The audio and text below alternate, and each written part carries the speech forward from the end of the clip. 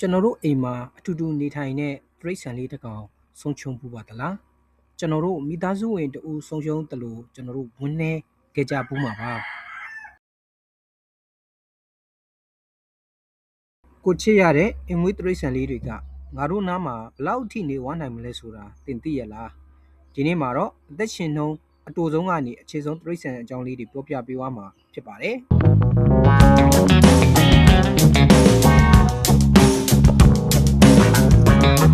ဟမ်စတာပထမဆုံးသက်တမ်းအတူဆုံးကတော့ဟမ်စတာလေးတွေပါသူတို့ဟာပြင်းမြ2နှစ်ကနေ3နှစ်အထိပဲတက်ချင်နိုင်တာမို့သူတို့နဲ့ရှိနေတဲ့အချိန်တိုင်းကတန်ဖိုးရှိပါတယ်ယုံဒုတိယကတော့နေရွက်ရှည်ရှည်ယုံကလေးတွေပါသူတို့ကပြင်းမြ8နှစ်ကနေ12နှစ်ဝန်းကျင်အထိအဖော်ပြုပေးနိုင်ပါတယ်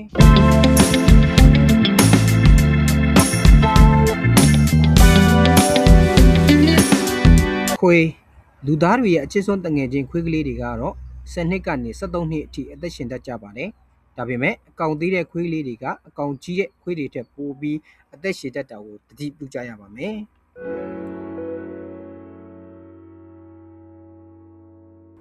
ကြည့်အောင်ကြောင်ကလေးတွေကတော့ပြင်းပြ12နှစ်ကနေ18နှစ်အထိနေနိုင်ပါတယ်တချို့အိမ်တွင်းမှာပဲတေချာမွေးတဲ့ကြောင်လေးတွေဆိုရင်နှစ်20ကျော်အထိတော့အသက်ရှင်တတ်ပါတယ်ကြက်တူရွေးငှက်တွေကတော့ထင်ထားတာထက်ပိုအသက်ရှည်ပါတယ်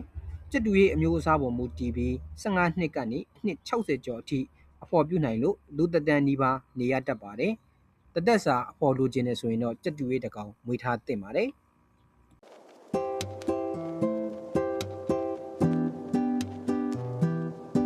လိတ်နောက်ဆုံးအသက်ရှည်ဆုံးကတော့လိတ်ပဲဖြစ်ပါတယ်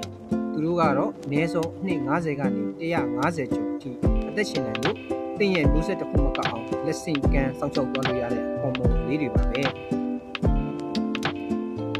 ဒီဗီဒီယိုလေးကတော့လူအများဆုံးမွေးမြူတဲ့တိရစ္ဆာန်လေးတွေရဲ့ပြန့်မျှသက်တမ်းပဲဖြစ်ပါတယ်တကယ်တမ်းကတော့တိရစ္ဆာန်လေးတွေအသက်ရှည်ဖို့ဆိုတာကမှန်ကန်တဲ့စားသောက်မှုနဲ့ကြိုးဆိုင်မှုပေါ်မှာအဓိကကျပါတယ်